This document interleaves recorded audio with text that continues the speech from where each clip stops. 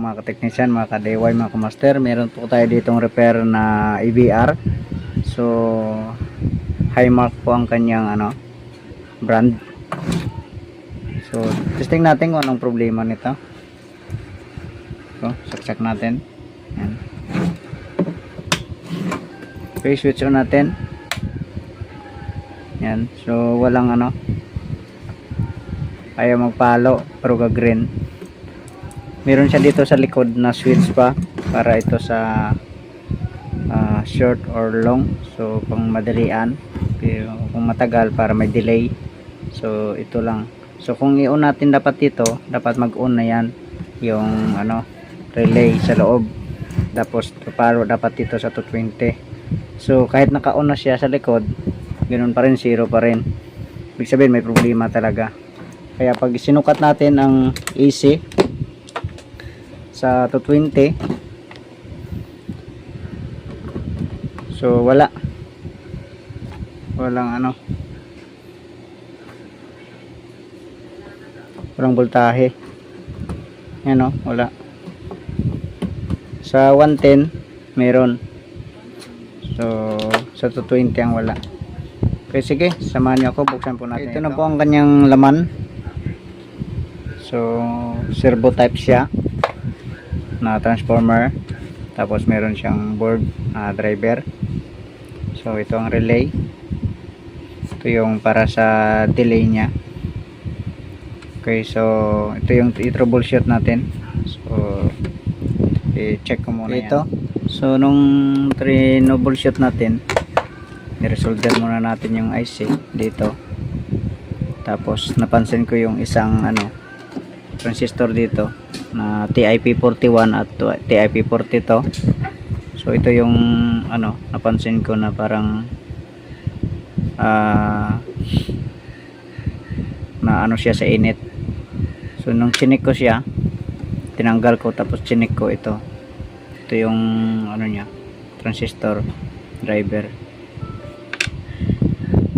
Nag-drive yan dito sa sa relay. So nung chinik ko siya, open siya. Ayan, check natin, ipakita ko sa inyo.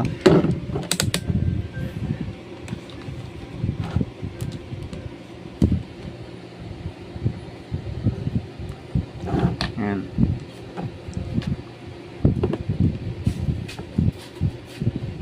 Ayan open. Balik rin natin. Ayan, walang reading walang reading. Kahit balik rin pa natin. So open siya. So ito, nagpalit tayo ng bago, tapos nilagyan na lang natin ng heatsink. So pwede na natin i-testing to. Sana gumana na siya. So kung mapansin nyo, dito nakakuan. Dapat kasi pag on pa lang natin dito ay tatakbo na ito. Tatakbo yan, iikot. So sige, dyan lang muna. Sige, balik na natin dito para safety. Lock lang naman to eh. Ayan.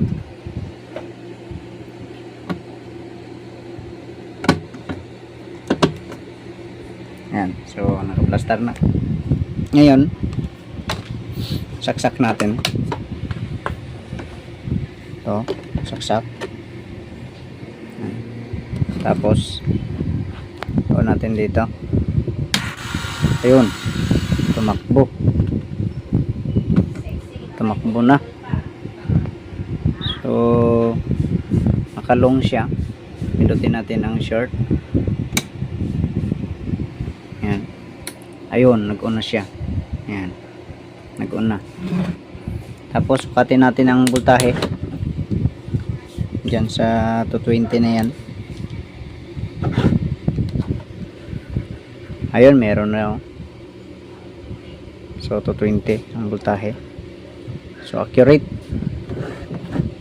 So, ayan. So yun lang, ito lang naging problema. Ayan. Sige, God bless po sa inyong lahat.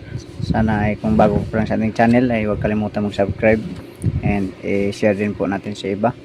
Okay, sige, God bless po sa inyong lahat.